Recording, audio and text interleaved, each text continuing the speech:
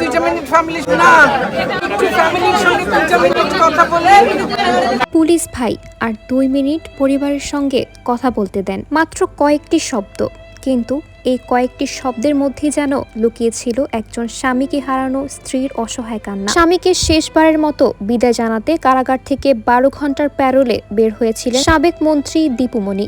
বৃহস্পতিবার সকাল 6টার পর মুন্সিগঞ্জ জেলার কারাগার থেকে পিজন ভ্যানে করে তাকে ঢাকার উদ্দেশ্যে নিয়ে যাওয়া হয়। গন্তব্য ছিল রাজধানীর গুলশান আজাদ মসজিদ, যেখানে বাদ জোহর অনুষ্ঠিত হয় তার স্বামী সুপ্রিম কোর্টের জ্যেষ্ঠ আইনজীবী ব্যারিস্টার তৌফিক নেওয়াজের জানাজাকে ঘিরে ছিল মসজিদ এলাকায় কঠোর নিরাপত্তার ব্যবস্থা। জানাজা শেষে পিজন ভ্যান থেকে নেমে শেষবারের মতো স্বামীকে দেখেন দীপুমণি। সেই মুহূর্তে সেখানে তৈরি হয় এক আবেগঘন পরিবেশ। একজন স্ত্রী হিসাবে হয়তো সেই মুহূর্তে তার কাছে রাজনীতি, ক্ষমতা কিংবা পরিচয় কোনো কিছুই গুরুত্বপূর্ণ ছিল না। সামনে শুধু পড়েছিল জীবনের সবচেয়ে কাছের মানুষটিকে হারানোর বাস্তবতা। এরপর তাকে নিয়ে যাওয়া হয় বনানী কবরস্থানে।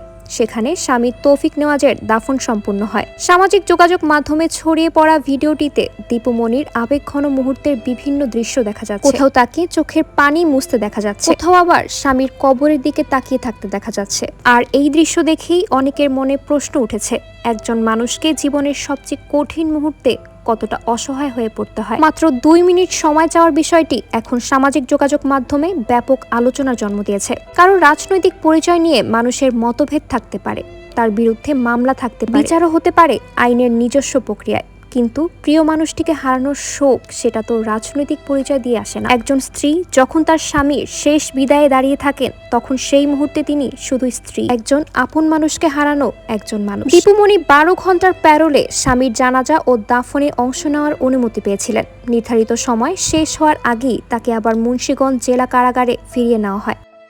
শেষ বিদায়, এমন একটি মুহূর্ত যেটা ফিরে পাওয়ার কোনো সুযোগ নেই। আজ স্বামীকে হারিয়ে দীপুমণির চোখে যে অশ্রু, সে অশ্রু হয়তো মনে করিয়ে দেয় ক্ষমতা, পদ, পদবি, রাজনৈতিক পরিচয় সবকিছুর ঊর্ধ্বে মানুষ শেষ পর্যন্ত একজন মানুষ। আর সেই কারণেই আর 2 মিনিট থাকতে দেন, এই কথাটি মানুষের মনে একটা নাড়া দিয়েছে। কারণ 2 মিনিট হয়তো ঘড়ির হিসাবে খুব সামান্য সময়, কিন্তু প্রিয় মানুষটিকে শেষবারের মতো দেখার মুহূর্তে সেই 2 মিনিটও কারো কাছে অমূল্য হয়ে উঠতে পারে। একদিকে প্রিয় মানুষটিকে হারানোর শোক, অন্যদিকে নির্ধারিত সময় শেষ হওয়ার পর আবার কারাগারে ফিরে যাওয়া, পুরো ঘটনাটি নিঃসন্দেহে ছিল অত্যন্ত আবেগঘন। স্বামীর কবরের সামনে দাঁড়িয়ে সেই আবেগঘন মুহূর্ত যেন এ কথাই মনে করিয়ে দেয়, জীবনে মানুষের পরিচয়, ক্ষমতা কিংবা অবস্থান যত বড়ই হোক না কেন, প্রিয় মানুষটিকে হারানোর কষ্টের কাছে সবই সমান। দর্শক, আপনার মূল্যবান মতামতটি আমাদেরকে কমেন্টস করে জানিয়ে যেতে পারেন। আর নিত্য নতুন আপডেটের জন্য আমার এই page Tanhas update news follow দিয়ে রাখবেন। ইউটিউব থেকে দেখলে সাবস্ক্রাইব করে দেবেন। সবাই ভালো থাকবেন, ধন্যবাদ।